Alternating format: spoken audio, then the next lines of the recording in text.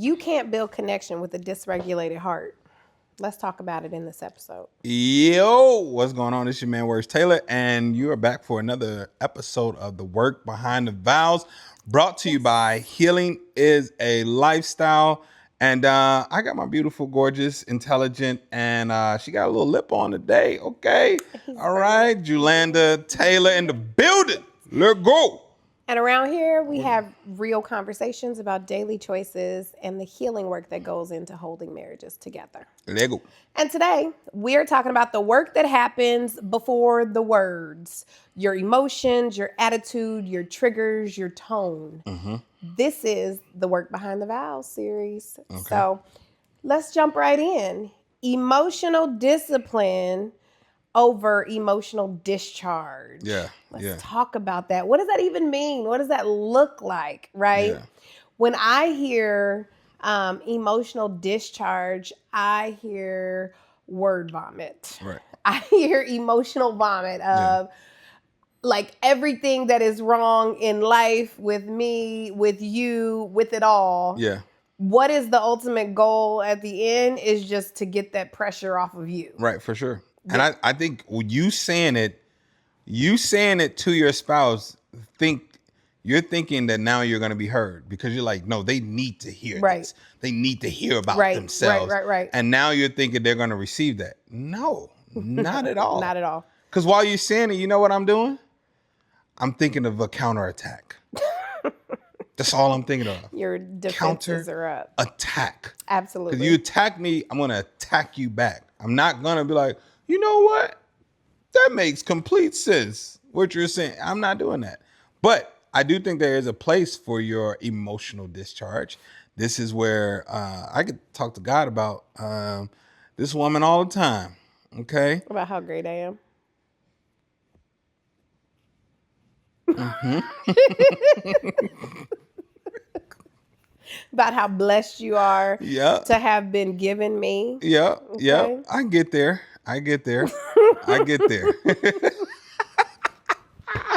But I talk to God about, and I say it how it comes out. I may hit a little Adam, like, God, this woman you gave me. Mm-hmm. Okay. But that's not something I want to give to my wife.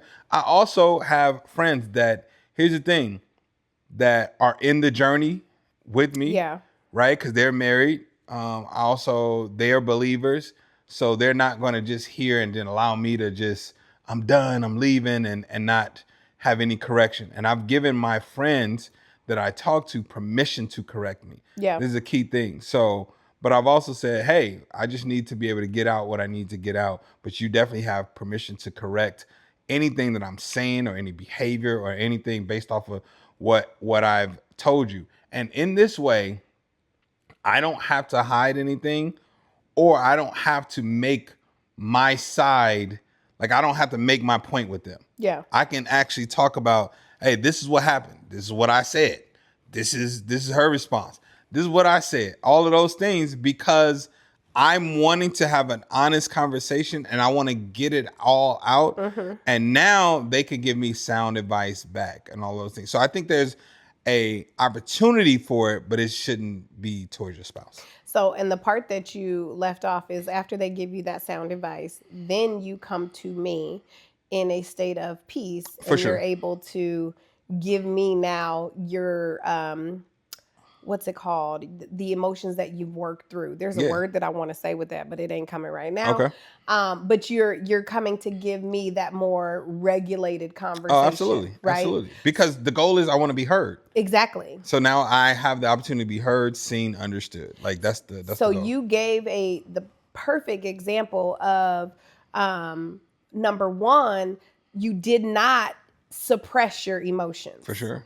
That was the key in the beginning, right? Mm-hmm. You didn't pacify or placate or walk around or say things in a way that isn't truly allowing you to get out how you feel. No, what I heard you say was, I go to God and I get it all out. I go to my circle of support and I get it all out. Yeah. The ugly, all of it. Yeah. I then go ahead, chew on that thing, and package it together in an whoa. emotionally. Hey, yo, he chewed pause. on it. He chewed. Pause. We not pausing. I'm He's not chewing. chewing on. He chewed on all of it. That thing. That's he wild. chewed on that thing, and That's then wild. he produced after chewing it. Cut. Start this over. That was wild. After chewing on it, chewing on no thing. He produced an emotionally competent and regulated conversation, right? After he chewed on all of his emotional baggage that he was dealing with. I don't understand. This is going to be another episode. Because every time I turn around, he trying to pause something, cut something. We not pausing anything. No, I don't even like it. I ain't pausing it. Pause. He chewed on it. Get us back on focus, okay? Stop. Just stop. This is crazy. This is crazy. What does emotional immaturity look like in marriages? God, okay. What does emotional immaturity look like in marriages, though? Because we're talking about the heart of everything, right? The emotional side of the work, right?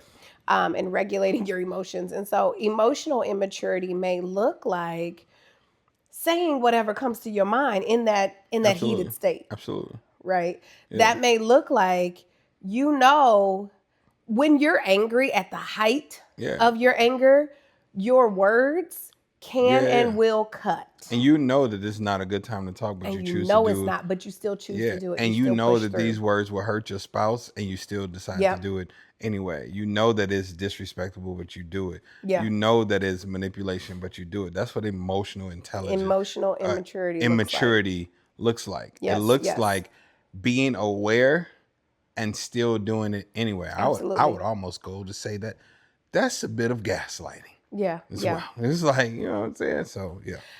And one thing that I did early on in our marriage, which was definitely emotional immaturity, is I kept a bag in my trunk. I kept a pack bag in my trunk with clothes, an overnight bag, right? Because I knew there was going to be something that I did not like, and I was going to bounce. Right. And I wasn't saying divorce, right, but I'm saying I'm out. I'm going, my best friend at the time, she lived in the same town. I'm going to my friend's house. Right. I'm going to sleep on her couch. Right. That was emotional immaturity. Setting up your escape before there's even a reason to escape. Right. Before there's even an issue, I'm going to go ahead and set this up. And there are so many people that are like that now, where when there is any type of conflict, it's like, I want to run. I don't want to resolve the conflict. I want to run, or I want to get out, or I immediately say, no, this can't be for me. This can't be the thing. She's a track star. Exactly. So get out. I know some of the couples in our marriage workroom that we have in our community talk about, hey, I don't like all the conflict, and I don't like the turbulence. But as we said in the last episode, turbulence is a part of growth. Absolutely. That's the only thing that we can do. Even the turbulence on the plane. Okay, I'm growing from that. but turbulence lets us know that, turbulence allows us to see if we could withstand whatever's in front of us. So if the turbulence is causing you to run, or causing you all to be in turmoil, then there's a problem. You face the problem. Absolutely. And that emotional immaturity could just be shining a spotlight on childhood triggers. Yes. Right? Yes. On triggers from your childhood that show up. Sure. Right? So in having that bag and that ability to run, I think about how I grew up in a domestically violent home. Yeah. And literally 7 days a week. That's good. I would run from my home and go to the payphone. Yeah. To look for safety. I would call the police. See, half of y'all don't even know what a payphone looked like. Yeah. Y'all don't even know what a payphone looked like. You don't even know that was a phone that was on the corner. Just so you know. They don't know that we didn't have the internet, but when the internet was introduced, you couldn't be on the phone and the internet at the same time. Couldn't be on the house phone and the internet at the same time because it used the same service. Oh, you assuming that they know what house phone is? We need to do a whole episode of all the stuff that y'all don't know, that you'll never be exposed to. You know what I'm okay? saying? Yeah. But see, if you married, you might know, because then that means that you are of an older, okay, so maybe you are a millennial or sure. I guess late Gen Z, whatever. I don't know. But Right. what I'm saying is I ran to the payphone. Yeah, for sure. A phone that was on the corner that you had to put coins in. In order to call somebody. Yeah, for sure. And you didn't have to put coins in if you were calling 911 though. Yeah. I would go to the payphone every night and I would call the police to come to my home, and they would come to my home and they would take my stepfather away, who was physically abusive with my mother. Yeah. So for me, that running was safety. This how you protecting yourself. That's how I protected But that's myself. all. When we're lashing out, or when we're running, or when we, some men or women decide that I'm going to get louder or whatever, what we're doing is we're in protection mode. Absolutely. Our protection may look like attacking, though. Some other people's protection may look like running or silence or whatever. But there was something that happened to you that you're like, this will never happen to me again. Absolutely. I'm not going to let this happen again. And you now look at your spouse as that person that did it, and that's not true. And you all have to understand the value of marriage and the actual benefits of marriage. I saw this thing online where my man was like, he broke down. He said, I want y'all to look at something. That first, God made, God made earth, God made the world, and all of these things. And then, of course, he then made Adam, and then all the animals and all this stuff. And then God made Eve, right? We don't get introduced to Satan until marriage is introduced. So immediately marriage is introduced to the world. One bone, flesh of my flesh, bone of my bone. And immediately, boom, now Satan goes to work. Satan was there of course, the entire time, right? You've been there. He wasn't trying to turn the lions against Adam. None of this stuff. He wasn't trying to do none of that. You weren't doing any of these things, nor does the Bible even reference the fact that he strictly went up to Adam. There's no reference of you just approach Adam. But as soon as there was a union, there was a covenant, there was marriage, and this made them even more connected to God. Yeah. Boom, now you're introduced. Yeah. This demonstrates like the enemy does not want your marriage to prosper. Not at all. And so it's going to approach whomever. And what happens is your turbulence that you avoid, or your emotional immaturity, becomes a foothold. Because it only takes like, you mad. You big mad. Now guess what? I get to now have a foothold in your marriage because you're mad. And it is in your anger, and the height of your anger is where you're most susceptible to sinning. You're most susceptible to whatever trick or falling into temptation or any of those. Because you're not thinking it through. Exactly. Because you're not thinking it through. And you're thinking like, this is my way of getting back at them. And you're making a temporary decision that's going to cause permanent damage in you and your spouse. Absolutely. Yeah. So let's talk about some regulation tools that we have used to save our communication. I'm going through like from the very basic. One of the very first things I recall in our marriage was that if I was angry, I would say whatever I had to say. Right, for sure. Right? I was very cutting with my language. Right, for sure. You would often communicate how you didn't like that, whatever. So one of the very first tools that I implemented for me is so elementary. Right. It's so basic. Right. As a kid, I learned it. If you don't have anything nice to say, don't say anything at all. Right, for sure. So there will be times we will be in intense fellowships, okay? It's intense because of whatever. He's going, and he says, you don't got nothing to say? No, I am not No, I able don't to say it say like that, but okay. that's my recollection.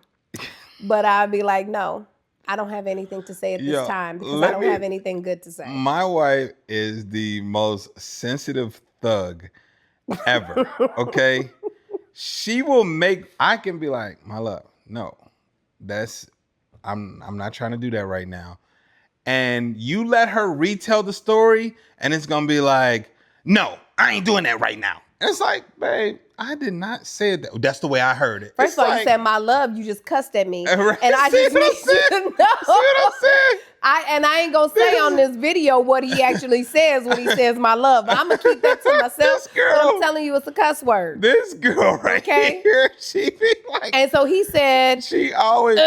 No, you ain't doing that dumb mess. We not doing that up in here. Yes, he does. And she say this, and I don't even talk like that. I don't even let her talk like that to herself. We can ask our kids how I talk to my spouse. I don't even raise my voice, but to her, she's like, you yelled at me. I'm like, he definitely yells. But what we're not about to do is go down this rabbit hole. So in the middle of our intense fellowship, and he said, you don't got nothing to say? And he said it like that. Okay. I said, no. Because nothing that I say right now, will be helpful. So I'm just going to keep it. That was the entry of me working on regulating my tongue. For sure. Regulating my emotions. Okay. Really? Pause. Nah, see what I'm saying? Like, nobody you don't pause that. And I ain't pausing none of it. Anyway. You let that ride.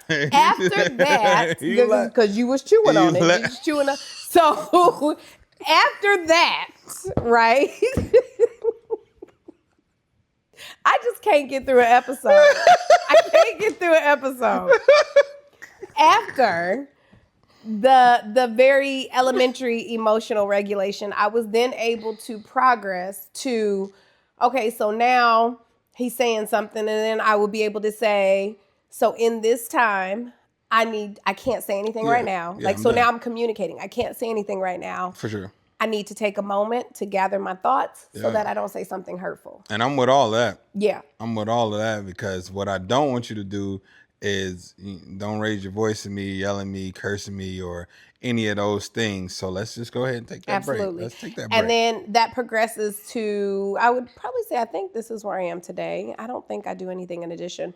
Whereas today, I'm now able to fully articulate what is happening, what I'm feeling. So what you were saying, even something as simple as we're in the middle of an intense fellowship. And I said, so in this moment, I think we're going to have to agree to disagree. And I can tell that frustrates you.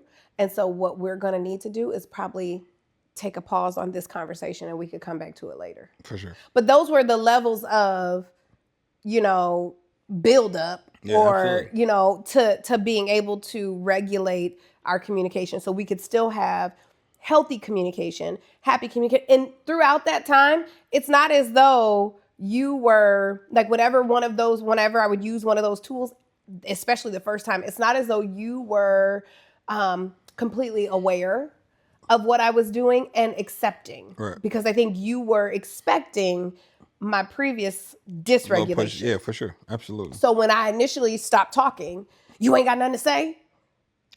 And it was like, because you think, because that's the thing, either I would pop off or I would shut up. Right. Like that's what I did. I would shut down. And so he was expecting that I was shutting down. That's what I was doing. Mm-hmm. No, that's not what I was doing. And then even when it went to, I remember the very first time I said like, well, we're going to have to agree to disagree. No, we're not agreeing to disagree. He didn't even accept that. Now, that's one of the most gentle responses ever. We're going to agree to disagree. I'm okay with it. You not. Okay. Like, that's what it is. But even that, because he was expecting, the previous. So I say that to say, that doesn't mean that you stop using the tool or that you adjust or you change. If this is the right, if God is calling you in this direction and it's a tool to bring peace and to bring connection, that doesn't mean you stop just because your spouse still is expecting you to respond the way you responded before. Absolutely. Consistency is the thing that can cement that new season and that new rhythm in your relationship. No, I completely agree. You know, learning to, and I think you're really good with this, learning to pause before you react. You gotta pause. You gotta pause sometimes, you know. That's not. But I appreciate that, man. But no, it allows me to just process. I'm a processor anyway. So it's just, and here's the thing though. What happens though, when I am pausing before I react, my wife then sometimes looks at this as like, oh, this is my chance to jump come in for the attack. And I'm like, he's a pauser, but he's also a long lecturer. No, I don't do lectures. I do empowerment speeches. Okay. They're long. So what I'm saying is he's pausing throughout. So how do you know when you're supposed to talk? Because I'm processing. I know, what but I is want to the get right pointed. words to say? How do I want to say it so it could be received? And so you not getting sensitive or like. I'm not sensitive. You're right. You're right, man. Let's move on. Let's go to commercial so I can get him together. Okay, so first of all, I appreciate you all watching the episode. Thank you so much. But I don't just want you to watch it. I want you to also subscribe. I want you to make sure that you're subscribing to the podcast and that you're in tune with everything that we're doing. That's why my wife and I prepared a training just for you so you can get access to it. It's our marriage golden ticket. Well, we're going to show you how to start to reconnect. All right. And just restore your marriage the way you want to. So you can start reconciling. So you can start to have more intimacy, more healthy communication, all of the above, right? The marriage golden ticket. Only thing you got to do is go ahead and visit theworkbehindthevows.com or use the link below in the description. And we got you. You're going to get all things the work behind the vows, all things me and wifey, you're going to get it there. Let's get this work, y'all. Go back to the episode. Let go. Welcome back. I think I was able to gather Mr. Taylor together, so the rest of this episode is going to be smooth sailing. Should be smooth sailing. Right. So we are going to jump into a conversation of, do you communicate or do you just dump? Right? And we're not giving scenarios per se. We're talking about what this actually looks like. So what does venting versus communicating look like? Venting is you're just complaining. It looks more so like you're just listing off a list of things you do not like. All right? True. That's good. This is me getting it out, venting.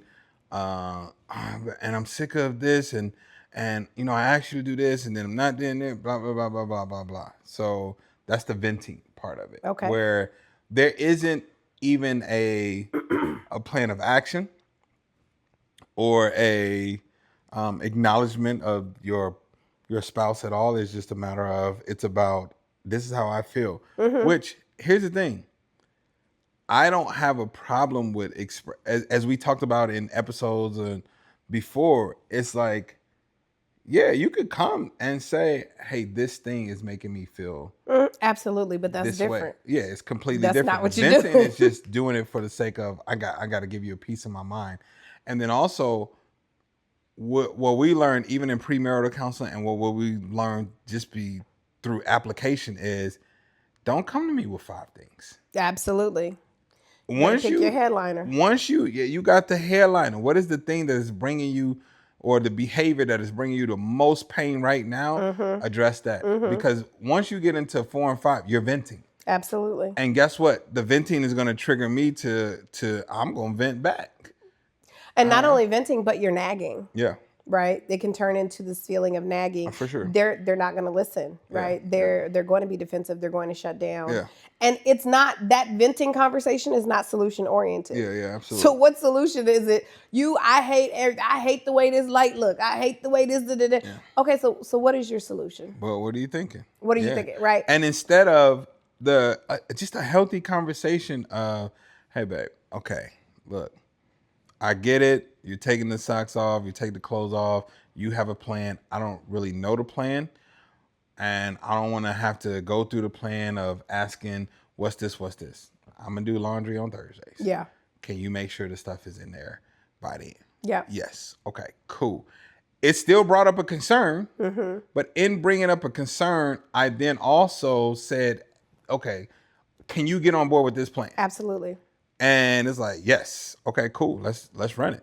Because me getting my clothes washed is not a is absolute privilege on my part. You know what I'm saying? This is not an obligation on your part. This is you serving in our marriage. So what I don't want to do is make it harder for you to do it.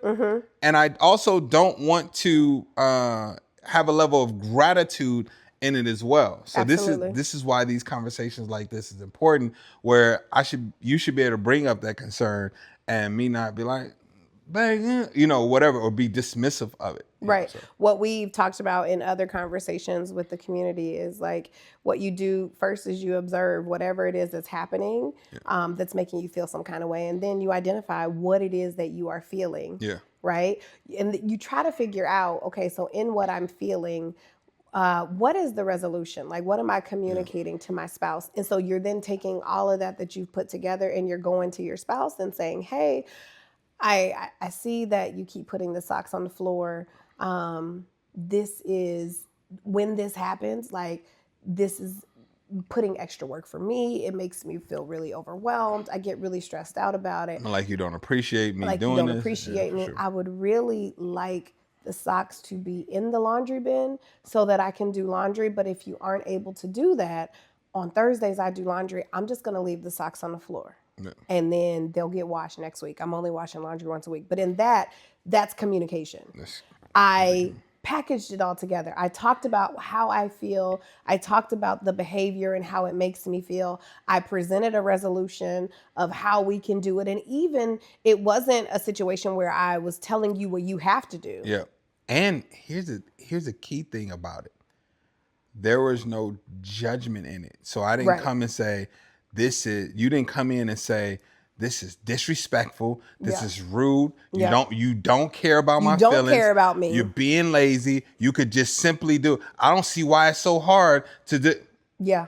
That's attacking. You kept it about, hey, babe, this is, I feel like, you're not appreciating the work that I'm putting in here, that this is making my job harder. And now, there's clothes all over the floor, things like that. I don't want to have to deal with it. So, but it looks like, you have a plan with it. Yeah. So this is what I'm going to do. Yeah. Yeah. None of that other stuff it was strictly focused on, this is what you're doing. It's making me feel this way. There's no labeling the behavior. Yeah. I'm not, you selfish. This is really selfish of you and all those things. It's because all of those things, those could be triggering, first of all. But second of all, now you're passing your own judgment. This is the emotional immaturity that's happening. Now you're venting. Okay? Do that with your friend. But you know what the person, because I've said it, the person who does communicate in that way, they say, well, I'm just being honest. This is how it made me feel. Yeah. You are disrespectful and selfish. Everything that you do is all focused on That's not your feeling, though. When you saying you are disrespectful and that's not. But they're being honest. Right.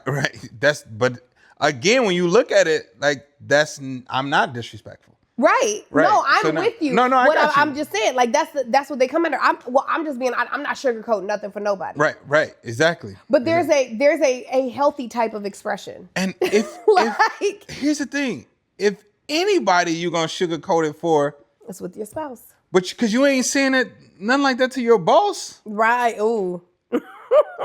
Go be honest with your boss every day then. Cause that's crazy to me. You gonna tell your boss, you gonna complain to your coworker about what your boss has said, but you ain't gonna confront them about it. Right. But then with your spouse, if anybody is going to get this work, it's all of y'all. Right. Okay. I'm not gonna give my wife the venom. I got something for y'all. Okay. Y'all gonna get this work. Okay. All right. So let's be clear. Or these kids, because they're the real problem. The real problem is...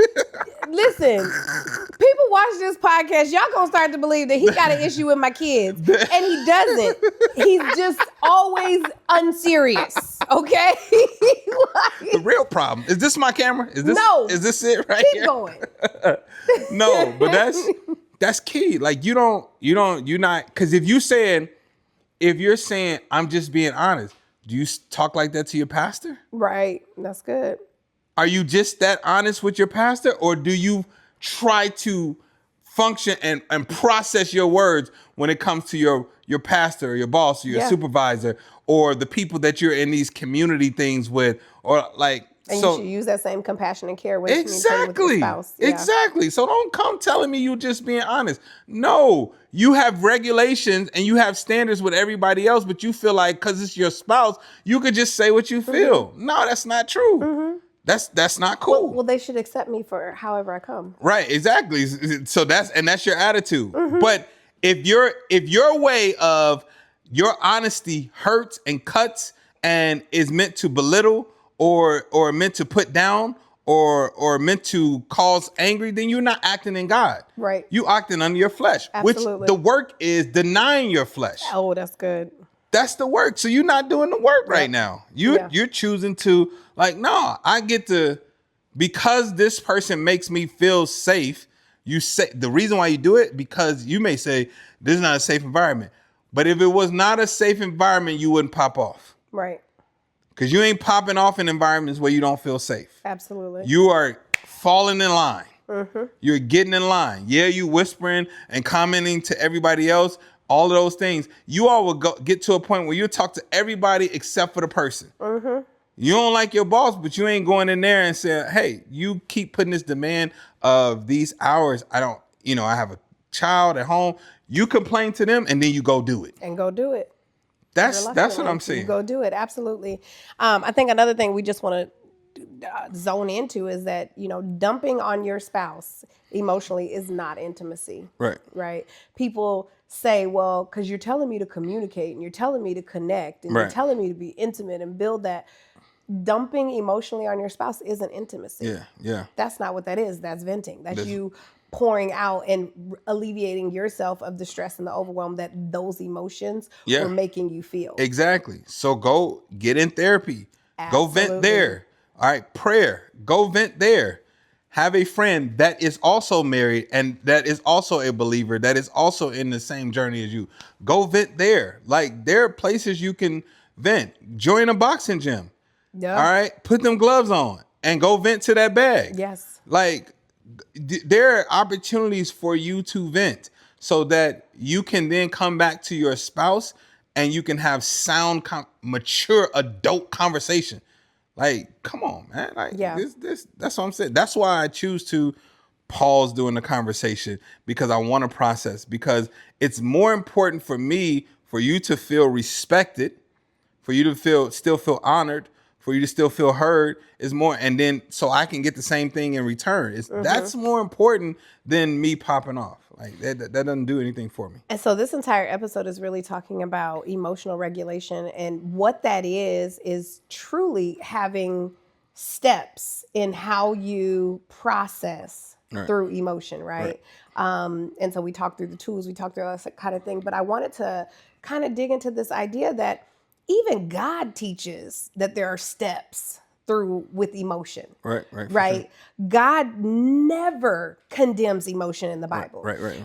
He actually be anger, but sin not. What he does is he gives it structure, right? He never condemns. There is this misconception in Christianity. Gentle response turns away wrath. You see do you see the steps? I see you see the order? I see it. Okay. Going to do not let the sun go down. On your anger. Anger. If you have an alt with your brother, okay, leave whatever you have for me at the altar and don't go ahead and fix that. If your brother doesn't want to, then you all need to go. They want to, At what point though, do you read in the Bible that God condemns emotions or emotions are bad or those things shouldn't happen, right? True. That's not the thing. In Christianity sometimes though, that perception can be put forward that emotions are unspiritual or they're bad. And it's like, that's not the reality. Jesus wept. Yeah, for sure. Which means Jesus experienced sadness. Yeah, for sure. He wept over Lazarus, right? Yeah. Jesus overturned tables in the temple when he was mad. He was mad that they had turned the temple into a house of thieves and a den of thieves. He's flipping tables. For sure. Hold on. Okay, that just brought me to Real Housewives. They say, "Oh, she's shaking the table." Oh, she's shaking the table. Jesus is flipping tables out here, Right, for sure. like legit. Or in the Garden of Gethsemane, I think I put Matthew 26:38. Jesus said, "My soul is overwhelmed with sorrow." Jesus was in distress. Yeah, for sure. Like that was not just sadness. That was distressed, right? Yeah. These are all examples that show us that emotion is not the issue. The Bible doesn't tell us that the emotion is the issue. Right. It's that the issue is what governs the emotion, the actions that come after that. Yeah. And as Christians, we have to acknowledge that emotions can't rule us. Yeah, for sure. Right? That's the thing. So you gave the examples of like God said, be angry and sin not. Yeah, right? Sure. He put structure to the way that we are supposed to handle our emotions. Your feelings are valid. Yeah. Right? Yeah. But they are not the authority. Yeah. No, you have to bring it into not submission. The authority. Yeah, that's good. Ephesians 4:26. That's the be angry and sin not. Right. That verse points to two things at the same time. One, you can be angry. Right, for sure. There's nothing wrong with the feeling. Yeah. Right? But sin not. It puts boundaries. Yeah, for sure. Around your action. That's good. That's good. Right? Yeah. No, like when we are trying to facilitate this connection, this covenant, this life, why not go back to the book and see what the book says on how to do it? Yeah, for sure. Go to the manual. God says you can feel it, just don't let it run your house. Right. That's good. Like that is it. So there has to be order in emotions within your relationship. That protects your relationship. That's good word. When emotions run wild, your relationship suffers. This is low key a little convicting because I'm like, I got to use this with our kids too. Yeah. Yeah, for sure. Legit. For sure, because I have said, get it out, man. I have said, I do all this emotional regulation with him. Yeah. But them kids get that venom. They do because I think we just started really, I would say in the last 3 or 4 years being at a mature place where we can do it with one another. Yeah. And then you add the kids in there as well. And it's like, oh my God. I just got this. Now I'm always being stretched. Right. You know what I'm saying? I'm like, it's like, and you just, it's not the same amount of compassion or regulation. Absolutely. Or emotional maturity that we have with one another that we're demonstrating with our kids. This, what you're saying now, is definitely very convicting.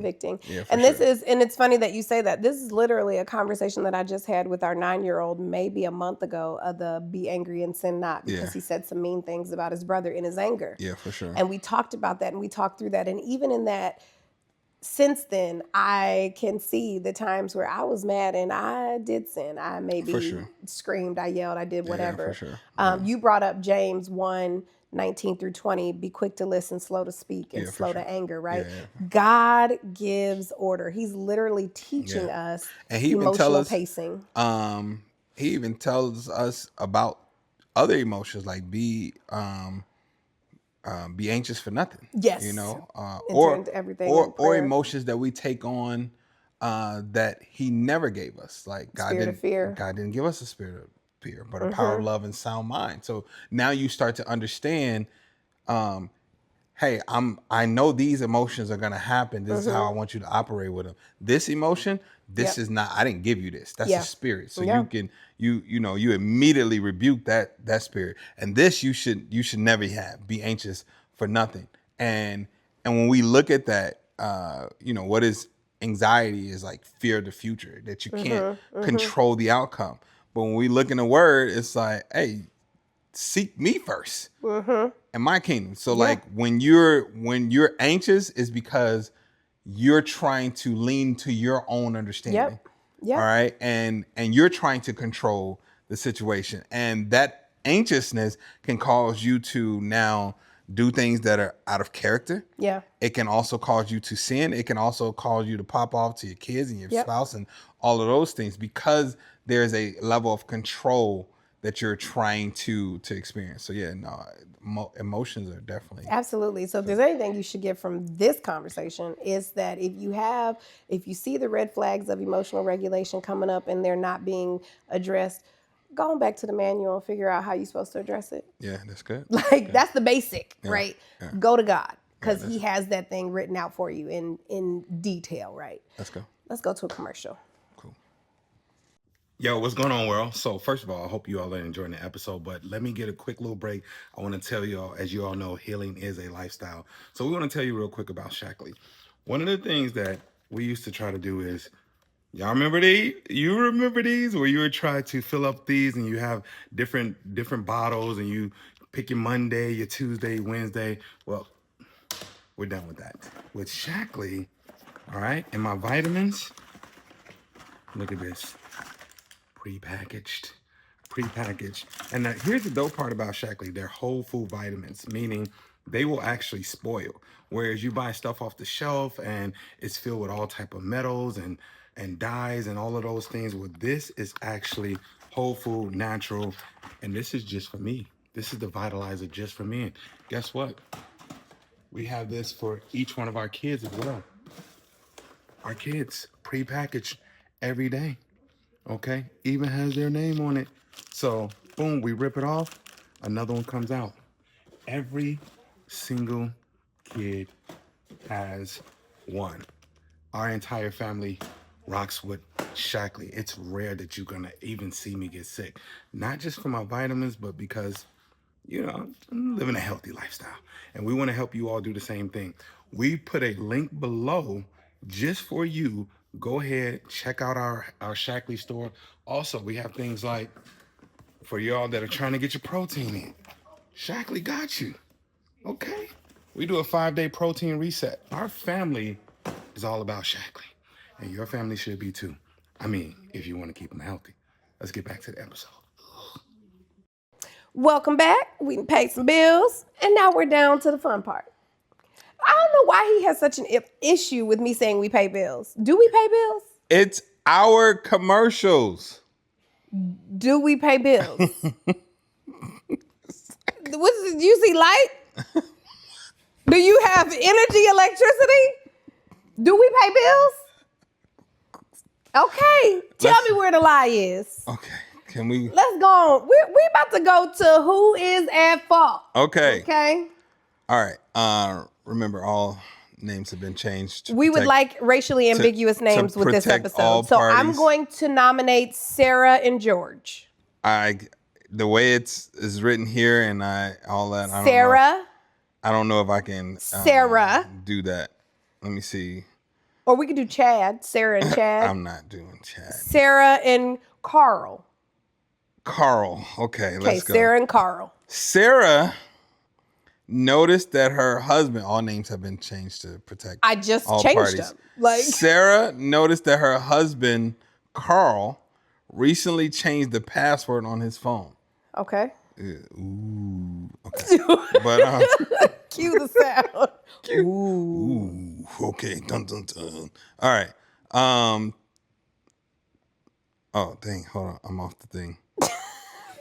All right. And so now they've never had secrets about their phones before. In fact, they both knew each other's password for years. Mm-hmm. When she asked him about it, Carl said it was just for security reasons because of the work emails. Okay, Carl. Sarah didn't believe him. She started paying more attention to how often he was on his phone and began asking questions about who he was texting. All right. Carl feels like she's accusing him of cheating when he hasn't done anything wrong. Sarah says transparency shouldn't be a problem if there's nothing to hide. Carl now feels controlled and says she's violating his privacy. Now they're arguing about trust. There's a whole lot of passive-aggressive behavior going on in this relationship. For sure. Absolutely. Okay? Absolutely. I think something to bring out, though, is that She did immediately think the worst. Absolutely. She inferred something and then made that to be true, and then her behaviors follow, which I think is pretty unfair to do. All right. I don't know if he's demonstrated these behaviors before or if he's cheated before, but I'm saying to immediately go into, nope, you're cheating. And she didn't tell him he was cheating? Or asking who he texting. Who are you texting? Okay. Those are indicators that you think that I am doing something that is manipulative or secretive or any of those things. When the only thing I feel like that she needed to do was like, all right, cool, you have to change the password. Give me the new password. Right. So So her questioning is a direct reflection of his now hiding, right? No, there was no hiding. He changed the password. And he explained that was because why. of security Absolutely. reasons.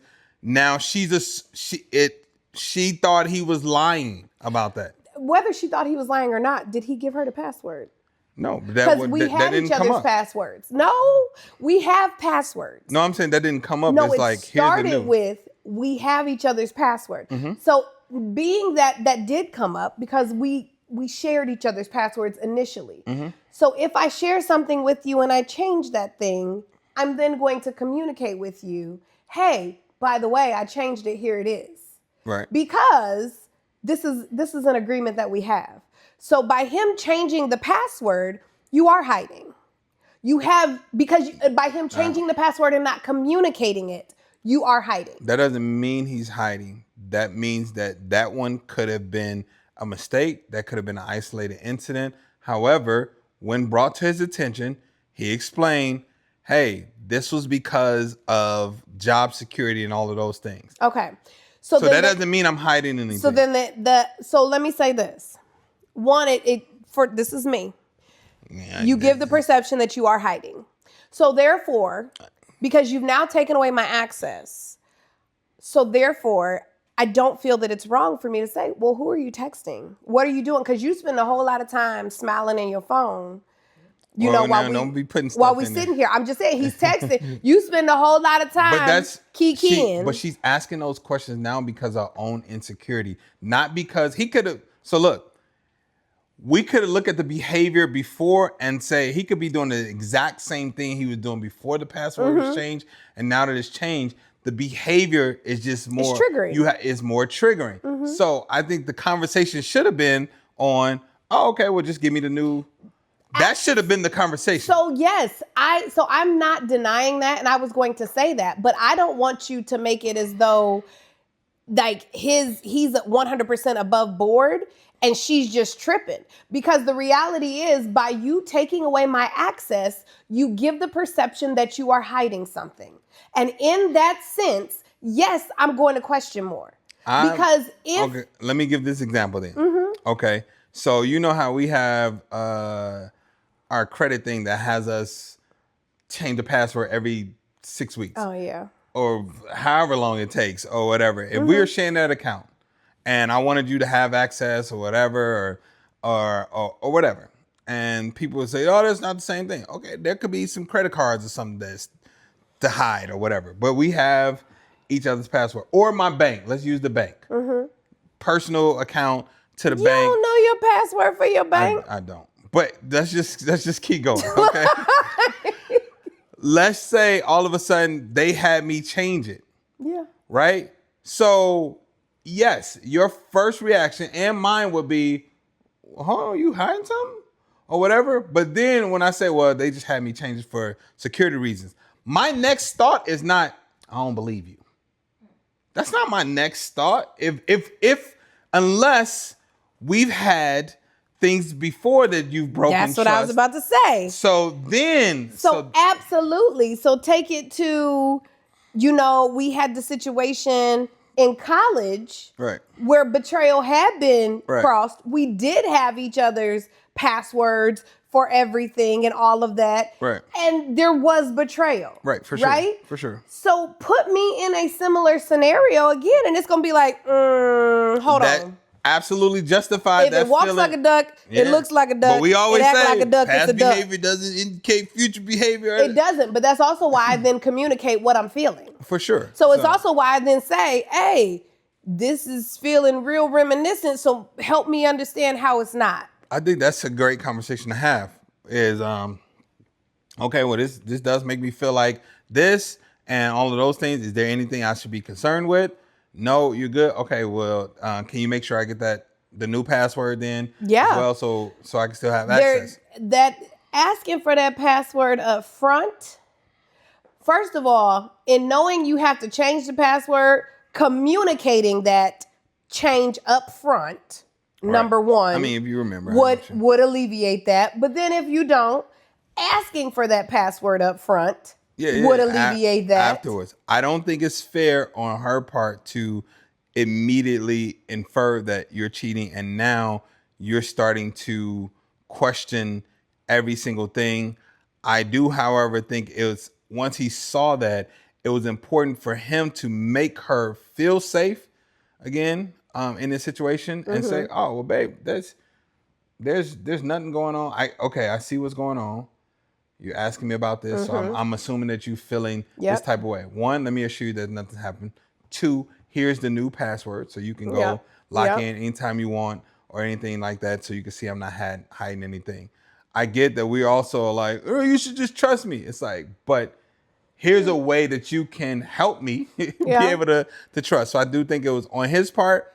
He should have definitely been more responsible and mature in that, and just to not make it like, oh, you don't trust me, pulling the you don't trust me card. I would have been like, hey, no, listen, first of all, we don't need to, one, I'm gonna identify like, I don't like all the questioning. I'm with him there.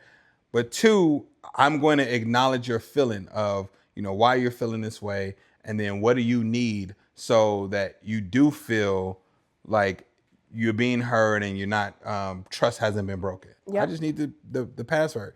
Cool, go. But what I'm not about to do is sitting here every time I'm texting, answering who I'm texting and all. I'm not about to sit here and do all of that.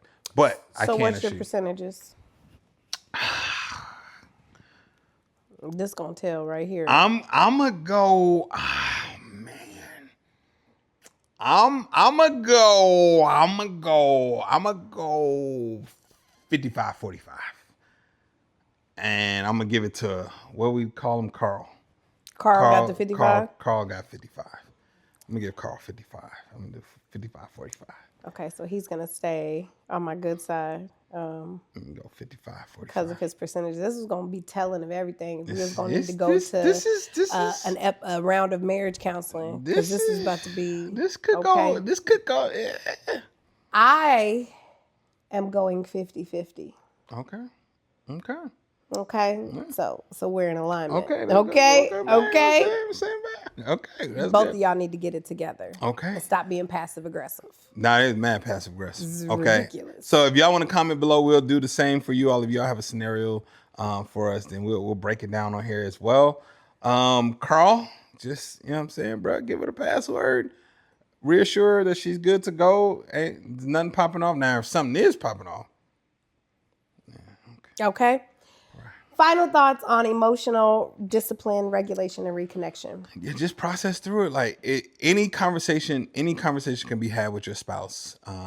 If you are able to be mature in the conversation, if you are willing to deny your flesh in the conversation, the same thing I said last episode. It's just you doing the work. You doing the work of not being led by your emotions is going to be the key. And my final thought is just emotional regulation is literally just taking steps when you're in an emotional state, right? Refer back to the Bible on the steps to take. Be slow to anger, slow to speak. Pray before even entering into that situation when you feel things rise up. Doing those things, God has given you the blueprint and the tools to be successful. Okay. So tag us. We want to know what's one emotional habit you're going to work on this week. And then next week, we're talking about our spiritual walk, letting God be the third strand for real. For real. That's the work. There you go.